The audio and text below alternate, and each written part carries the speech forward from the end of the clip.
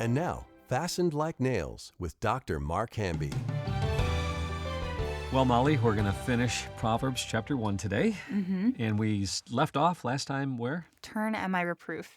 And the Lord will pour out His Spirit and make His words known. Actually, wisdom's talking there. Yes. Wisdom says, if you turn at my reproof, I'll pour out my Spirit and make my words known to you. Really cool stuff. It really is because, and then in Proverbs chapter 6, it says that correction is the way of life.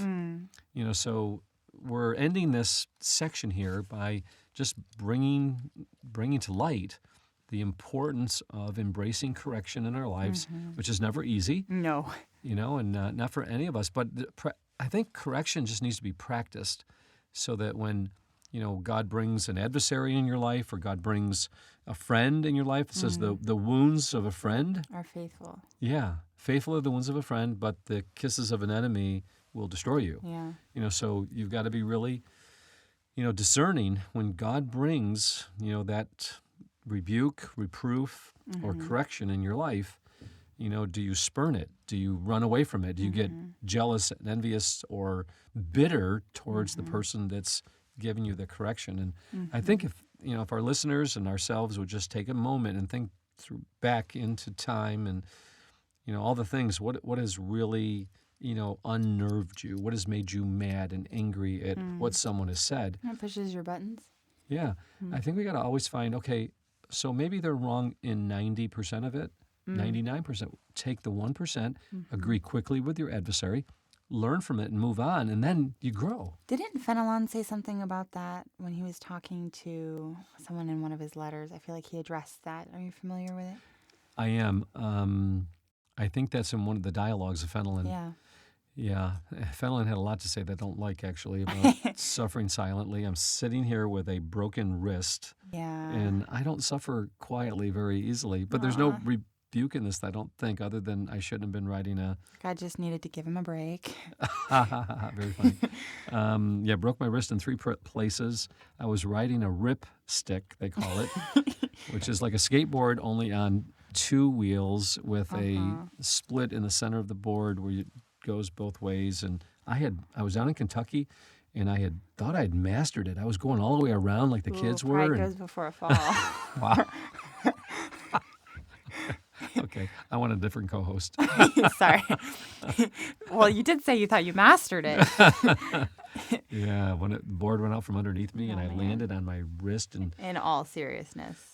Monday I got to see the doctor. He's going to tell me whether it's surgery is necessary, which I know he's already going to tell me that I'm going to have to do surgery, which I'm not looking forward to. But so I was corrected. In fact, I was at a place, a little restaurant, and this lady looked at me and she goes, "How'd you break your wrist?" And I shared it. She goes, "You're too old to be doing that." Yeah. Aww. She goes, "I'm just going to tell you straight out." And I'm like, okay.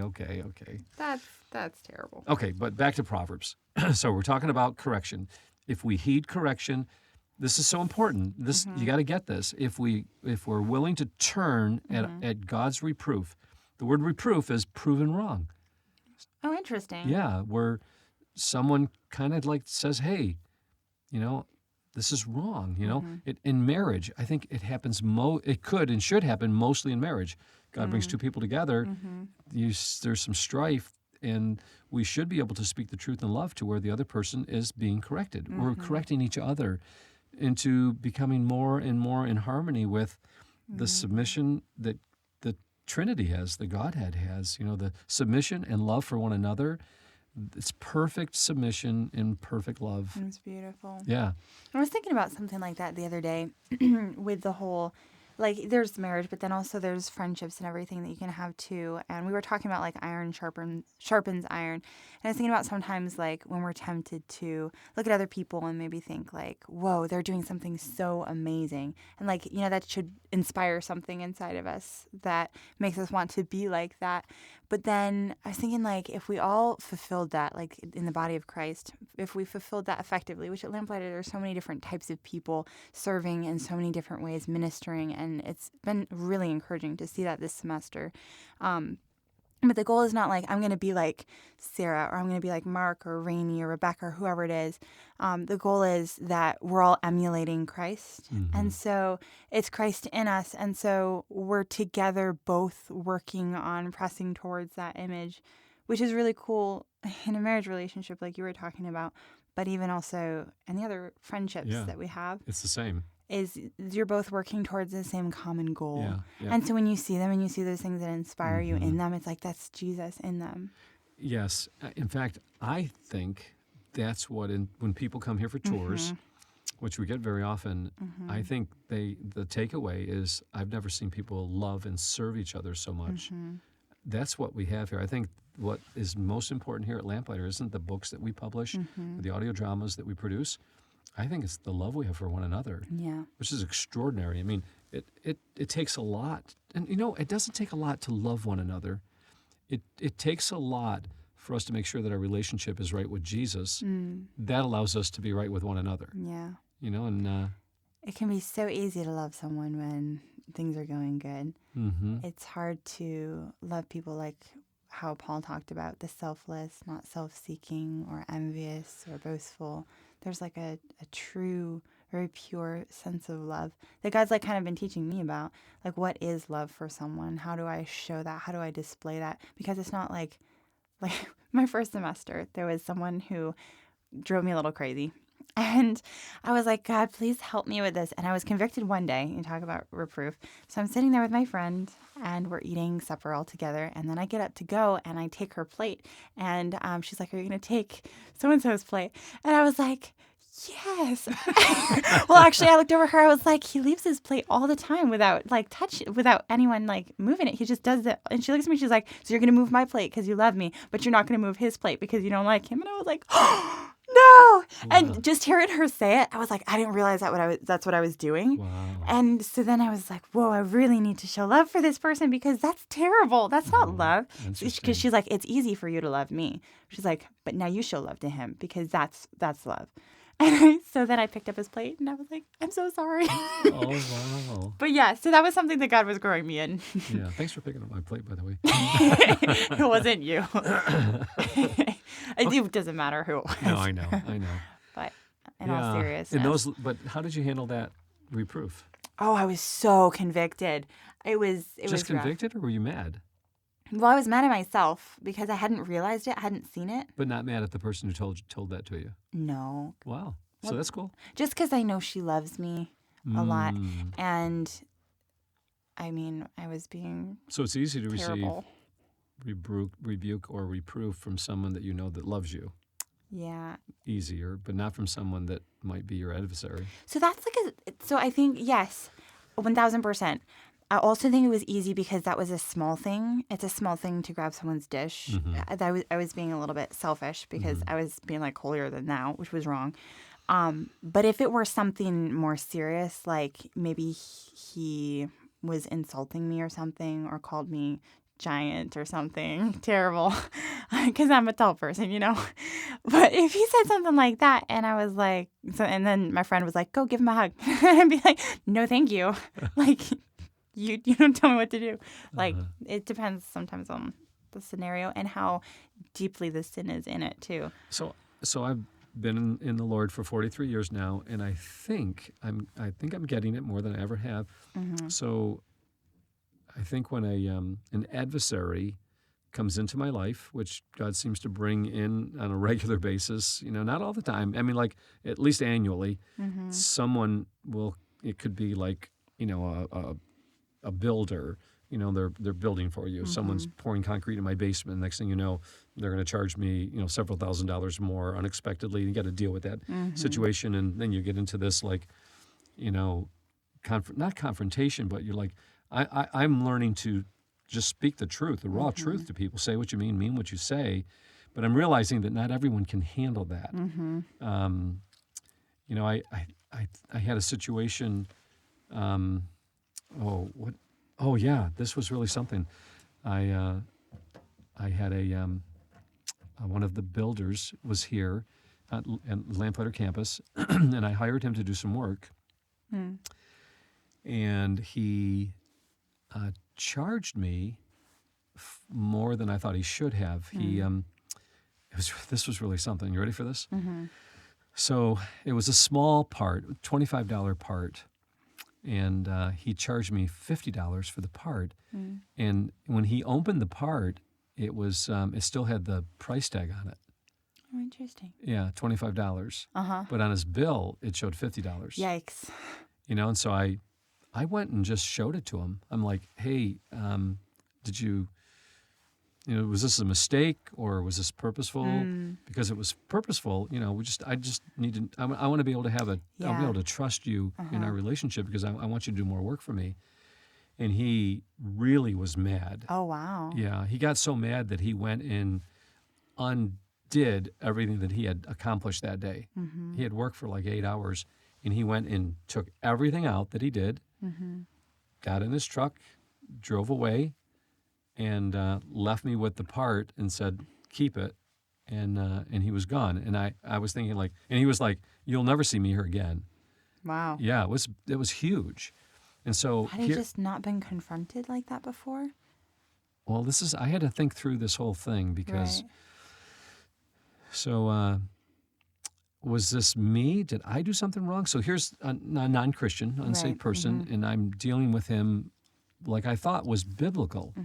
Just mean what you say what you mean, speak the truth. So here was an obvious, he charged me twice the amount for a part that I thought was, this was wrong. I thought it was actually dishonest. And so I felt very much in my right to confront him. And this is what he said to me. I couldn't sleep well with it because I just felt like something's wrong here. I spoke the truth to this person, but I lost a relationship. Okay? I not only lost a relationship, I lost a builder for the future, and I lost any opportunity to share Christ with this guy in the future. He's never gonna listen to me give him the gospel after this. And so I'm thinking like, okay, so Lord, do I have anything to repent about here, or is this totally on this guy, right? So this was one of those things. Agree quickly with your adversary. What part of this am I being confronted with something? Because something's not right. I have a split relationship here. And so is there anything I can learn from this? And so I went back to him and I said, hey, look I went to his house and he came out and I said, hey, look I want to be able to have a relationship with you long term. I want to be able to, hire you for other things. I said, but I want to be able to trust you too. So this is what I saw. Help me to understand your side of it. He said, sure. He goes, I increase the cost of all of the materials on the bills that I charge because I want to consider my gas. I want to consider my insurances. He goes, I add to all my bills to cover all of my other unseen expenses. And I said, okay. And he was speaking the truth to me.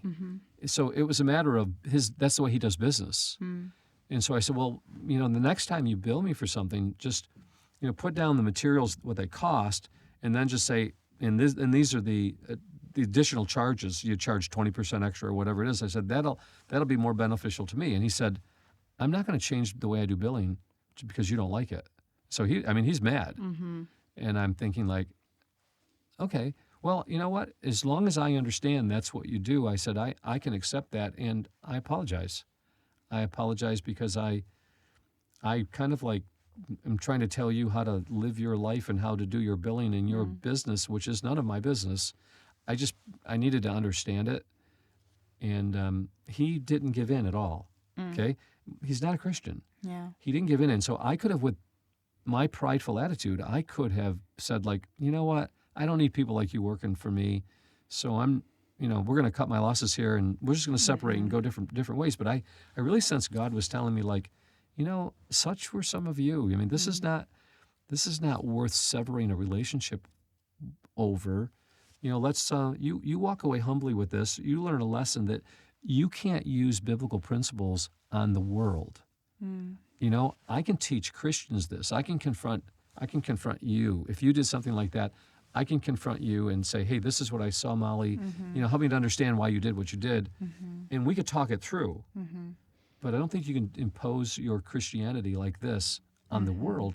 I learned a very valuable lesson. Yeah. And today, it's been over a year and a half later, he continues to do work for us, and we have a very healthy relationship. That's really cool. Yeah, and the gospel is now open. So, but let's look at the text and see what it says, because this gets a little scary. It says this in verse 24. So this is after, if you're willing to turn, this is what God says will happen. Because I've called and you refuse to listen, verse 24, I've stretched out my hand and no one has heeded. This is wisdom speaking. Because you have ignored all my counsel and would have none of my reproof. So there it is. Everyone that's listening to this, God brings counsel into our lives. He brings reproof into our lives. Being proven wrong, changing the way we're thinking, catching a moment where, we don't always have to be right. There's some people that are always thinking they have to be right. In 2 Timothy chapter 4, I believe it is, Paul talks about, or it's either that or Titus, Paul talks about the gainsayers. Do you know what the word gainsayer is? No. Anti-logos. Oh, anti-logic? No, anti-word. Oh. Whenever you say something, I'm always going to try to refute it and prove you wrong. Oh, gotcha. It's people who are not willing to accept, if they get proven wrong a little bit, they're like, I'm going to prove you wrong. They're always defending themselves, okay? And so Solomon writes here, he goes, I'm going to laugh, or this is wisdom, verse 26, I will laugh at your calamity. I will mock when your terror strikes you. When your terror strikes you like a storm and your calamity comes like a whirlwind, when distress and anguish come upon you, then you'll call upon me, but I will not answer. You will seek me diligently, but you will not find me. Because here it is, verse 29, because why? You have what? Hated what? Knowledge. Knowledge of what? The Lord? Yeah, the knowledge of God, and did not choose the Fear of the Lord. the fear of the Lord. And the fear of the Lord is what? The beginning of knowledge. And hating what God hates. Oh, yeah, loving what God loves. And loving what God loves. That's very simple. It's interesting here. It says, they would have none of my counsel and despised my every rebuke. That is framed with Proverbs 1:25. You've got, because you disdained all my counsel and would have none of my rebuke. So it's the same phrase there. Yeah, that's interesting. That is framed. And I think recently you've been memorizing a verse. Yes. We were doing a class with a guy named John Souza, and he's the one who was part of the Salvation Army. But he was encouraging each of us to memorize a verse each day. And the one that I had is Proverbs 15:23, which is crazy we're doing this podcast because it ties right into it. But it is, he who disdains correction, instruction, discipline, kind of means those three things, despises his own soul, but he who heeds a rebuke or reproof gets or gains understanding / insight. Cool. Yeah. Why are you memorizing that? Well, when I first saw it, the word stuck out, he who disdains discipline, despises his own soul, and that really stuck out to me. And I was like, wow, so if I'm not living my life within the boundaries that God set for me, if I'm not listening to people when they're giving me instruction, and if I'm not guarding myself from temptation and sin, then it's akin or equal to despising my own soul. Wow. And I never really thought of that before. And just to hear it in that, it's like the cold, hard truth of it. Yeah. And I was like, whoa. Because like children, children crave boundaries. And you can see that, if they don't have like no means no or whatever, then, it's hard. And they crave that. And even when you become an adult, and here I am, like a young adult, and I'm away from home, and I don't have my parents around, guiding me like they used to. And my mom's always there for me, a phone call away. But here I am having to make some decisions that are huge. And I have to be able to rule my life with the Word of God. Because if I don't, that's kind of scary. You despise your own soul. Yeah. And, wow. But then the second part is really cool because it's, but he who heeds rebuke or reproof, that's like the guiding process that God uses. And it's rough. It's really rough. And God's been teaching me a lot about correction lately. But you get it. You get understanding. You can get insight. And so with that, I feel like even though I've been stretched a lot recently, like God's been giving a lot of counsel to me. And it's really cool to see that here in Proverbs 1 because there's that quote from Treasure of the Secret Cove that I was thinking about. It was, sometimes it takes the darkest night to for the light to shine brightest. And I was like, that's so true. In those dark times with you, with your cast, and I had poison ivy really bad the other week. But God uses those momentary, very light sufferings to just draw us really close to Him. So there's a verse in Hebrews, I think it is exercised. It's in Hebrews chapter, Molly, I think you got it. Hebrews 12:11. What does it say? For the moment, all discipline seems There it is. painful rather than pleasant, but later it yields the peaceable fruit of righteousness to those who have been trained by it. Hebrews 12:11. Those who've been trained by it. Yeah. So God trains us in this sense of discipline. Which is kind of cool because you don't have it. It's a training process. He has to teach it to you. And training takes effort, and the exercise sometimes is painful. I'll never forget, I think I've mentioned this before, but I was in seminary and living the dream. And I remember going up to the secretary and asking for a paper clip. And she pulled it out and gave it to me. And then the president came around. And the first year he gave me the character award, and I was growing and everything. The second year, he rebuked me in front of everybody. Yikes. He looked at me and he goes, put the paper clip back. We're not a dispensary for you. Whoa. Yeah. And he goes, you're always using everybody else for your gain. And I'm like, whoa. I was just a paper clip, But I was like, and I was so bitter and so mad at this guy. I'm like, who does he think he is? Embarrassed me in front of all my peers. And it was a paper clip. But I was living my life in such a way that I'm always ahead and always moving forward and, aggressive, And then a good friend of mine, one of my mentors, name was Ken. He came one day and he saw me. He goes, Mark, and he put his arm around me, 6'4", put his arm around me. He goes, hey, I heard about what happened in seminary. He goes, I'm sorry that you had to go through that. He goes, but, you are a little bit aggressive. He goes, you were down at the print shop the other day. I was there. He goes, and you had them printing a bunch of stuff for you. He goes, I know it was all right for you to do that. He goes, but you kind of made them feel like they were working for you. He goes, which makes you look a little bit like you're using people. He goes, hey, I love you, man. He goes, I think God's got his hand on you. He goes, but that might be an area that you might want to just kind of like look at and say, God, what can you teach me through all of this rather than getting bitter about it? And I looked at him going like, wow, that was really cool. Thank you. And that really helped me to grow. I mean, big time. I wouldn't be here today if I did not experience that turning from bitterness, because bitterness is like saying to bitterness is like drinking poison and hoping someone else is going to die, And then another time, I was in Hebrew class, and in Greek class, our teacher allowed us to have an open book. And in Hebrew class, we're taking quizzes, and I just kind of like, I just didn't take time to really ask, but I'm thinking like, if it's open book in Greek, it's got to be fine in Hebrew. And, I'm just looking at things and taking the quizzes. And one of my peers the next morning, he confronted me and not pleasantly. And he goes, you cheated. And I'm like, no, I didn't. He goes, there was no permission to have an open book in Hebrew class. And I'm like, whoa. He goes, you cheated. And he just walked away. And I'm like, wow, did I really? I said, here I am in seminary, preparing for ministry. Did I really cheat? And I'm like, wow. And I'm like, I'm not fit for this. This is wrong. And I went to my Hebrew professor, and I sat down with him, and I shared what I did. And I said, I'm really sorry. I said, but I'm going to withdraw. I said, I'm not cut out for this. He goes, did you learn anything from this? I said, yeah, I learned that I'm not cut out for this, and I'm really sorry. I said, I sinned. And he goes, then you're the type of person we need here. And I'm like, oh, wow. And he's prayed with me. He loved me.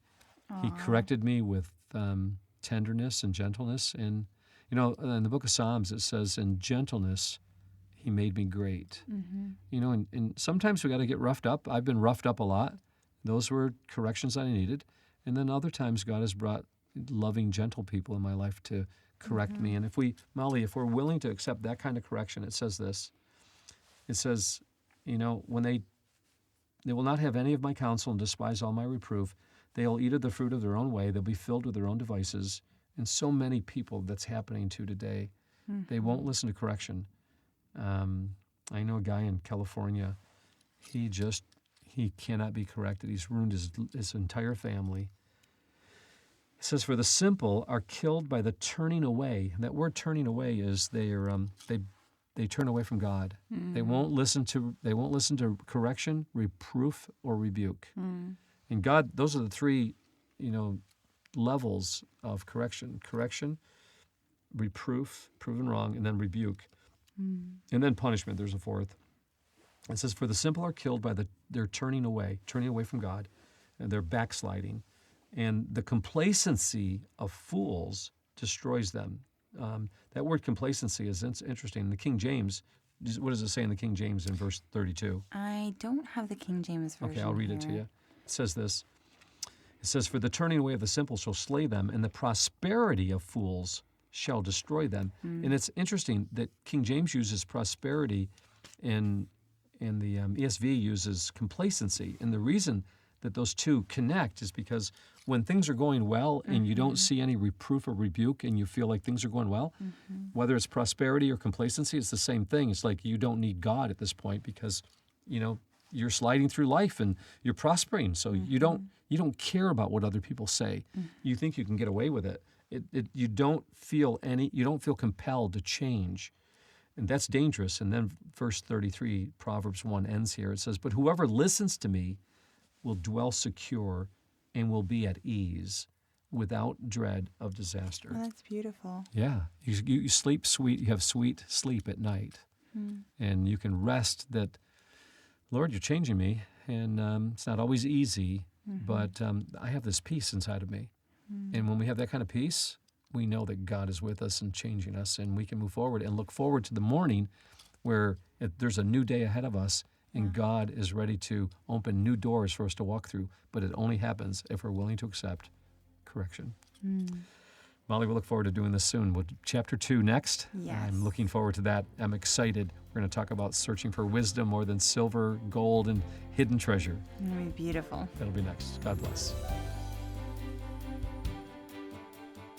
You've been listening to Fastened Like Nails, a presentation of Lamplighter Ministries. Our mission is to make ready a people prepared for the Lord by building Christlike character, one story at a time. To learn more about our family collection of rare books, dramatic audios, or guild programs, visit lamplighter.net. To hear more podcasts, search for Fastened Like Nails wherever you listen to podcasts. If you have a question you would like to submit for the Lamplighter team, visit lamplighter.net/podcast and fill out the form. That's lamplighter.net/podcast.